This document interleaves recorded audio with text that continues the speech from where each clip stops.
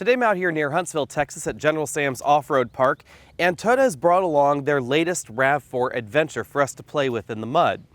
Interestingly enough, this generation of the RAV4 is now one of the most capable compact crossovers in America in terms of off-road ability, outside of something like the Jeep Cherokee. Yes, you heard that right. I actually think that this manages to beat the Subaru Forester in terms of off-road ability. A lot of that has to do with the hardware that we now find in this generation of RAV4 Adventure. The first thing you'll notice about the 2019 RAV4 is that depending on the trim level you get, the front end changes a bit. And the RAV4 Adventure gets this more truck-like look to keep this a little bit better in theme with the 4Runner, the Tundra, the Tacoma, etc. Under the hood, we have a new 2.5-liter four-cylinder engine, essentially shared with the Toyota Camry. It produces just over 200 horsepower, making this also notably more powerful than the base Subaru Forester. A key differentiator between the RAV4 and the rest of the compact crossovers in America is the all-wheel drive system that we find under the sheet metal. Now, we don't have a two-speed transfer case like we find in the Jeep Cherokee. That is the next level in off-road performance, but we do have an all-wheel drive system with some very unique features. There is a software selector in the center console that allows you to change the drive modes. We see that in some of the competition, but the center coupling is a little bit more aggressive in its lockup feature than we see in most of the competition. And then the rear axle has a mechanical torque vectoring and limited slip functionality to it. That's very different than we see in just about every other entry in this segment, again, except for the Jeep Cherokee. Now, because the torque vectoring rear axle obviously has some on-road performance benefits, the Adventure model is not the only trim of the RAV4 that gets that particular feature. You will see that in the top-end trim of the regular on-road focused version. Another big change for this generation of the RAV4 is the overall ground clearance. We now have 8.6 inches of overall clearance in the Adventure grade, and you can really see that here from the side profile. That really helps improve the approach, departure, and the breakover angles, as well as just give you more clearance for a wider variety of off-roading or on-roading situations. So if you want to take this to the beach, you're a little bit less likely to get stuck in the sand. If you want to go on some of those more rugged off-road trails on your way to go mountain biking, this is going to be more capable than the last generation model. On the inside, changes for the Adventure grade are relatively limited. We get the orange stitching right over here on the dashboard, which I do find actually pretty attractive. We then have some orange accents around the charging mat for your cell phone, the cup holders down there, these storage bins on either side of the center console as well. On the LCD instrument cluster, we get a little gauge telling you where the power is going. And then over here in the center console, we have some different drive mode buttons than we see in the regular RAV4. We have Eco, Normal, and Sport that changes the way the throttle response primarily behaves, as well as the transmission. And then this button and knob arrangement, along with the Snow button, change the way the all-wheel drive system, transmission, and engine all work together to send power to each of the four wheels. Snow mode right there, Normal by pressing this button. There's a Rock and Dirt mode by toggling this over to the right. And then we engage Sand and Mud mode over here to the left. Sand and Mud, for instance, will turn off the stability and traction control system automatically for you, and we then have a hill descent control button down there as well. So out on the road, you're not going to notice too much difference in your average gravel road situation like this unless you're putting some extra power down. To help talk about the way this all-wheel drive system works, I have Greg from Toyota here with me in the car. So let me know what's going on here that we don't see in something like a CR-V or a CX-5, right, etc. So yeah, this is part-time all-wheel drive. So what's happening is the front wheels are always driving the vehicle, but there's sensors at each wheel that will sense slip of any wheel. And if it senses, for instance, that you're losing traction to the left rear, it's going to add more power to the right rear to compensate. Gotcha. And this one really can do that. It's the only one that will do that without using the brakes, right? Because Correct. If you're in a CR-V or a CX-5, it's going to try and do that, right, but it's actually going to be consuming some of that power via heat in the brake pads. Correct. Whereas this is just going to actually just send it mechanically over to the other side. Correct.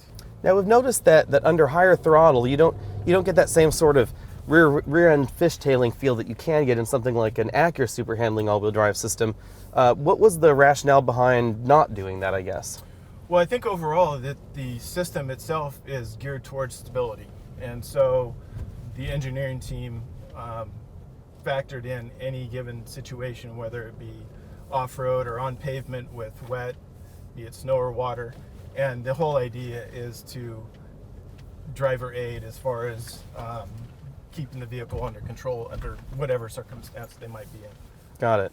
So now we're going through this, large mud pit here. So now we'll really see some of the power moving around via this particular system. It looks like they've actually filled this this mud hole with extra water since we were last through it. Yeah, I think Mother Nature contributed a little bit to it as well, but yeah, you're right. So you can definitely see that the car is definitely feeling very secure, very stable, moving power around where needed. One thing I also noticed was this generation doesn't have that commandable lock of the center coupling anymore. Right.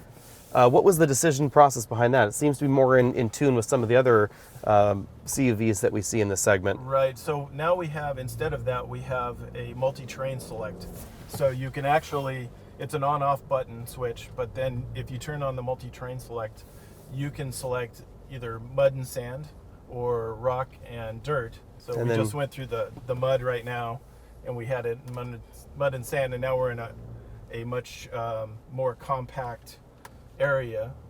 So if we do dirt and rock, the wheel slippage sensors are going to know, in addition to what they're already feeling, they're going to know that the driver has said, this is the kind of terrain that we are in. So basically, be ready for it. And so it's going to send power to the rear wheels automatically versus just waiting for the sensor, because you've told it, this is where we are. And obviously, you know, we're here in South Texas, so we don't really have any snow to deal with here. Correct. But how would the snow mode change the way that the all-wheel drive system is predicting traction? Well, again, it's looking for an extreme amount of wet, slippery conditions. By telling it specifically you're in snow, it is going to predict that the wheels are almost constantly going to have wheel slip. And so it's kind of like the multi-train select. It's going to preset the conditions, so the system will know kind of ahead of time what it's going to be experiencing, as opposed to just letting the wheel sensors tell it. Gotcha. Pricing for 2019 starts just under $33,000 for the Adventure grade, so this is definitely one of the upper end trims of the RAV4. As we have right here, this model came in just under $38,000. For that price, we do get the all-wheel drive system with the torque vectoring and limited slip functionality in the back, and that's what helps make this more capable than the average entry in this segment off-road.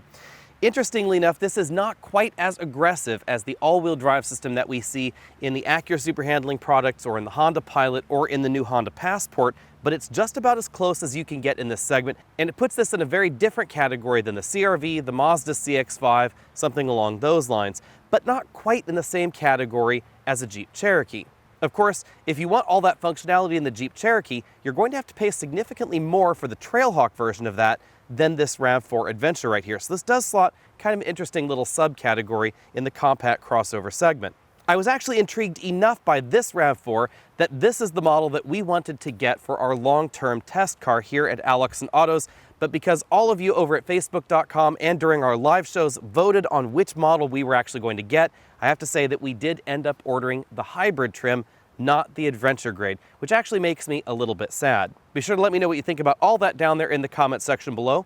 And if you're shopping for something that's a little bit more capable than the average vehicle in this group, let me know which one you would pick. Would you take this, or would you get something like the Subaru Forester, which definitely has a more compliant suspension, but doesn't necessarily have an all-wheel drive system that is as capable as what we find in this RAV4? If you haven't already done so, find us over at facebook.com/AlexandAutos, and I'll see you next week.